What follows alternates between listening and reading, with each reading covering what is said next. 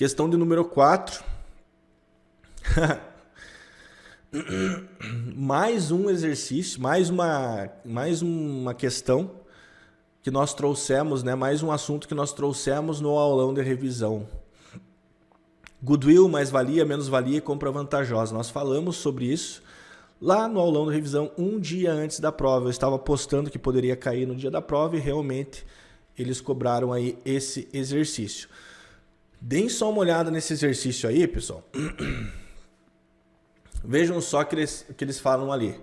Ó, a companhia Alfa SA adquiriu 100% de participação da companhia Gama SA. A contraprestação transferida em troca foi 1.300.000. Tá, então aqui a combinação de negócios, tá, pessoal? Então a empresa Alfa SA está comprando a empresa Gama SA por 1.300.000 reais, tá? Aí quando eles forem tratar desse assunto, goodwill, mais-valia, menos-valia ou compra vantajosa, eles têm que trazer, além do valor da compra, o valor que foi transferido, né, para aquisição da outra empresa, eles têm que trazer também o valor justo dessa empresa, o valor dos ativos e dos passivos mensurados ao seu valor justo. Veja que eles trouxeram os ativos identificáveis adquiridos de 970 mil reais aqui e os passivos assumidos que foi de 300 mil reais. Tá? Mas isso aqui é o valor contábil. Só que existe uma diferença entre o valor contábil e o valor justo. O valor contábil é o que está registrado na contabilidade, mas nem sempre o que está registrado na contabilidade condiz com a realidade econômica, tá? Condiz com aquilo que de fato é. Por isso que, quando acontece essa transação de uma empresa estar comprando outra, eles têm que mensurar esses ativos e esses passivos ao valor justo, ou seja, é como se fosse o valor de mercado desses ativos e passivos. Tá? Então, porém, todavia, no entanto, veja que nesse caso aqui, ó, tem uma informação bem importante aqui, que sabe-se que a Alfa mensurou os ativos identificáveis adquiridos e os passivos assumidos de Gama pelos respectivos valores justos. Então, ele está levando em consideração justamente o que eu acabei de falar, que está lá na NBCTG 15, que trata de combinação de negócios. Ele fez essa mensuração ao valor justo, né? Ele não acredita, não, tudo bem, esse valor ali, 970 mil e 300 mil, é o valor contábil, mas vamos ver aqui o valor justo. E eles chegaram à conclusão, na data da aquisição, e não foram encontradas divergências em relação aos seus valores contábeis. O que eles estão querendo dizer com isso? Olha, pessoal, o valor justo dessa empresa é sim os ativos 970 mil e os passivos 300 mil. Então eles chegaram a essa conclusão de que não tinha divergência.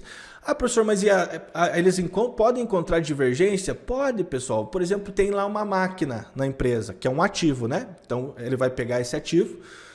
Vamos supor que foi feita a depreciação dessa máquina, está lá registrada essa máquina por, sei lá, 90 mil reais. E essa máquina está aqui, ó, 90 mil reais está dentro desses 970 mil, por exemplo, nesse exemplo que eu estou dando.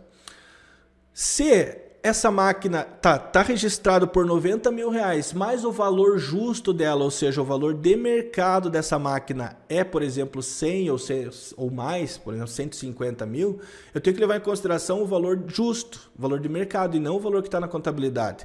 Então, muitas vezes, quando eles vão fazer essa análise, eles percebem alguma divergência.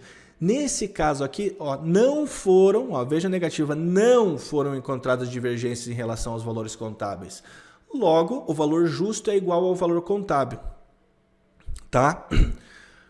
E agora eu vou trazer um slide que eu trouxe lá no aulão de revisão, exatamente esse slide aqui para explicar para vocês o que é ágil por mais-valia de ativos. Então, o que é a mais-valia?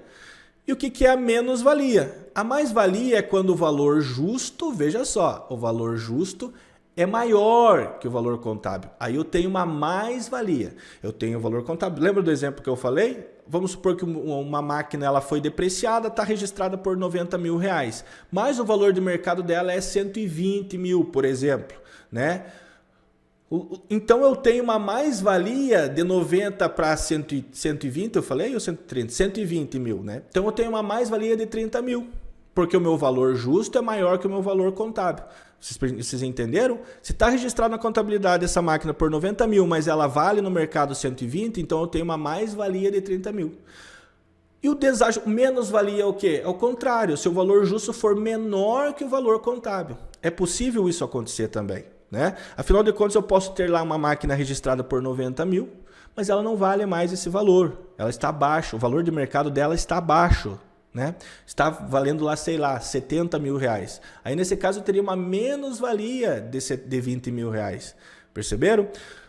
Logo, né, dito isso, então o que é a mais-valia e menos-valia? A mais-valia é quando o valor justo ou o valor de mercado de um determinado item do ativo ou do passivo é maior do que o seu valor contábil.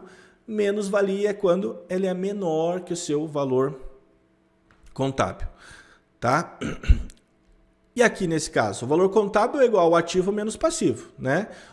O valor contábil, né, dessa empresa, o valor líquido contábil, tá? Eu tenho que pegar o ativo menos o passivo. Ah, por quê, professor? Ora, porque eu tenho que pegar ou o patrimônio líquido, né? Eu poderia pegar... O patrimônio líquido, na verdade, é ativo menos passivo, tá? Então, o valor contábil seria, nesse caso, 670 mil, que é o valor líquido. Eu pego os meus direitos, meus bens e os meus direitos e diminuo as minhas obrigações para chegar no valor líquido dessa empresa, que é o patrimônio líquido, seria o patrimônio líquido dela.